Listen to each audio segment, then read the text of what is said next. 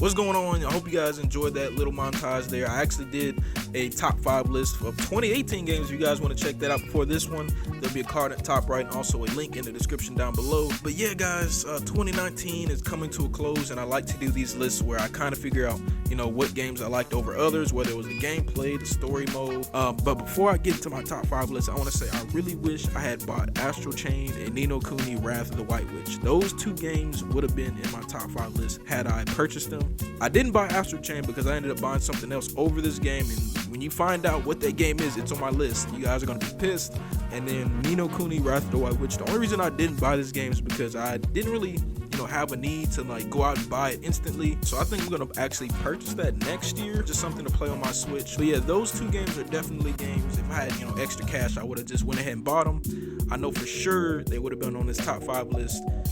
So yeah, if you guys were expecting those on my list, those will not be on my list. And with that being said, I also want to say these 5 games that I do have on my list are games that I actually did play. I actually did buy with my own money. This isn't just me giving you guys my opinion on beta gameplay or whatever. These are games that I actually spent time on. And 2 or 3 of these games I really wish weren't in my list, but I did, spend time on these games to formulate an honest opinion, and that's all I can give you guys is my honest opinion on all these games and why they're on my list. So let's get it.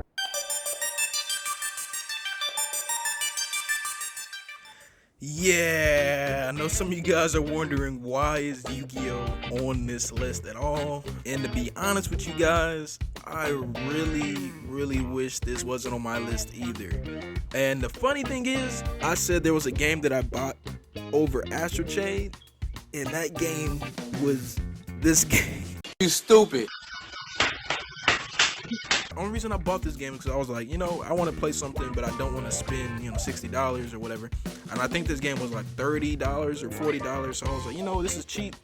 I'm a big fan, or I was a big fan of Yu-Gi-Oh when I was a kid. I'm going to buy it, but I ultimately regretted my purchase. Also, there was another card game that I was playing at the same time as this one, and I was like, this other card game is a little more up to date with the times, whereas this one, even with all the new rules and all the new cards, it still felt outdated. And that other card game is actually gonna make it a little bit higher on my list. You guys may already know what it is, but stay tuned for that. So yeah, I honestly don't know why I bought this. On to the next one.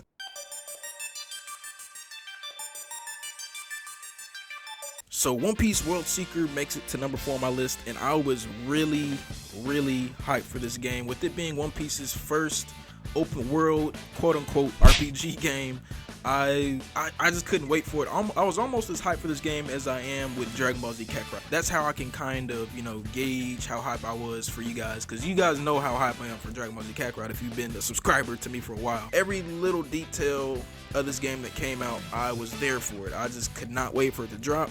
And when I actually did get the game, I felt like this game definitely caught the vibe. It caught the essence of what One Piece is and what it's supposed to be. I thought the storyline was solid. It was alright, but the thing that I didn't like about the game, which is probably the most important thing of any game, is the gameplay. The fighting mechanics were just stiff and clunky. I'm not going to go into detail because I actually have a video on that, so if you guys want to check that out, there'll be a card in the top right corner and also something in the description. It just didn't live up to my hype for it. Some other people I know, they said they still enjoyed it even with all the little problems that it had. What they were presenting the game as just wasn't what it was when I actually purchased the game and played for myself. It was still a solid game, but like I said, if you guys want to know exactly all the details of why I didn't like it, just go ahead and hit that link in the description down below. On to the next game.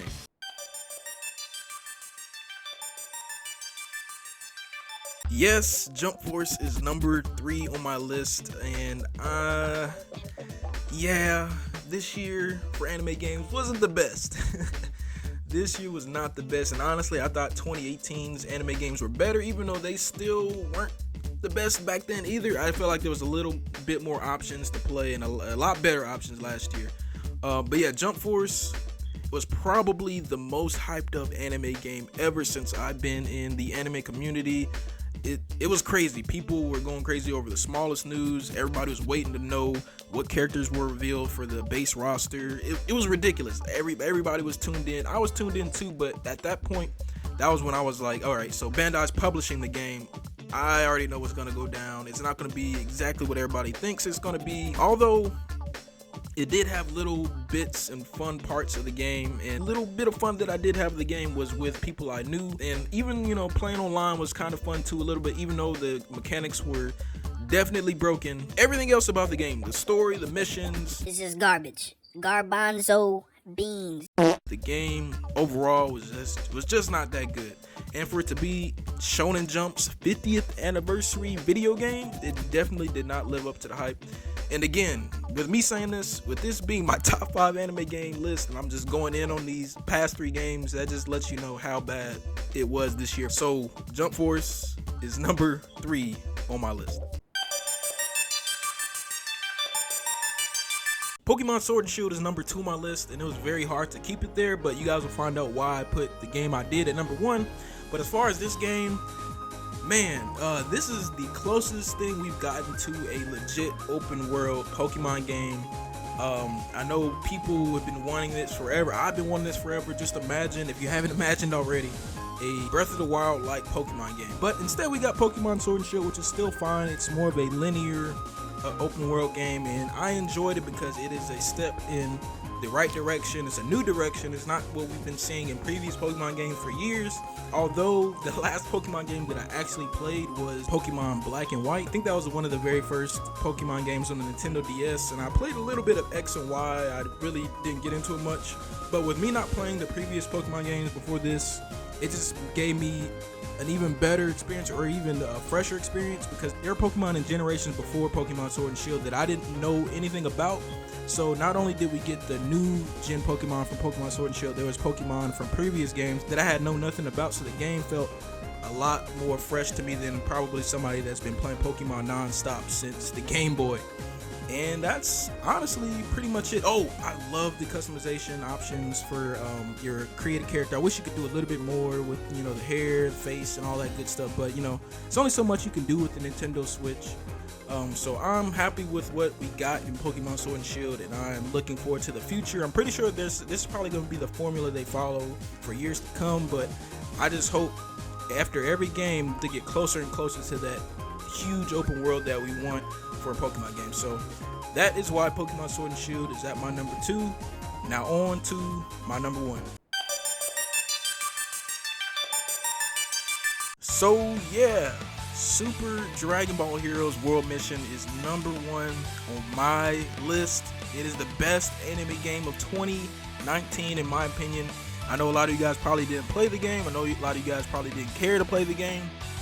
But honestly, this was the best anime game. I just looked recently, I put 200 hours into this game over the year, which is crazy for me to do. I remember vividly when this game very first was announced, a lot of people were talking about this game, saying, oh, this game looks bad, oh, it's a card game, the graphics are horrible, blah blah blah. But me, I went into it a little bit more open-minded.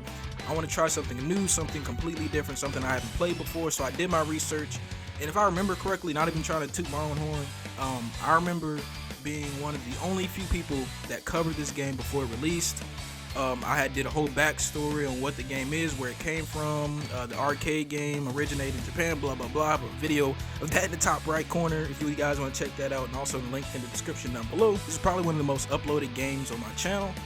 I played through arcade missions, I've done summoning videos, I've done dual summoning videos, I've done some live streams on the story mode.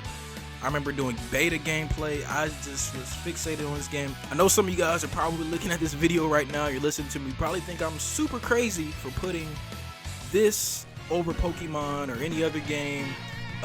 Definitely Astral Chain might have been my number 1 if I had played it, maybe even number 2, but I just had to give you guys my honest opinion. This game is my number 1. If you guys want to know more details on why, just let me know in the comment section down below. And if you have an open mind, I want to say, give this game a try. If you're a Dragon Ball fan and you want to try something new, something different, I definitely recommend this game. Anybody that asks me if they should get the game, I always recommend it. There's tons to do. The story mode, yeah, the story mode is alright. The arcade missions are probably the most fun I've had in the game. That's the only game mode I play most of the time. There's a tournament mode, there's multiplayer, There's a create your own card mode. You can play custom missions. You can create your own missions for other people to play. This game just had a ton of things to do, and I'm still, figuring new things out and still playing new things in the game because they continue to add to the game. So, yeah, that is my number 1 of 2019 anime games. You guys, let me know what you guys thought about this list in the comment section down below. I want to know if you guys liked my list, hated my list, would have added something else. I know there was games like Code Vein, Kill la Kill. What else came out? Tokyo Ghoul, and some other. There was probably some sleepers in there too that I did not mention or showed in the montage earlier. But you guys, let me know what you guys would have put in your top 5 list in the comment section down below. Don't forget to leave a like if you made it this far, and subscribe to me, guys. I really want to hit 1K next year. That is my goal, but I plan to not just hit 1K, I want to go past 1K. So, and yeah, next year's anime games is going to be, it's looking promising. It's really looking promising, and I can't wait to do another one of these videos this time next year. Peace.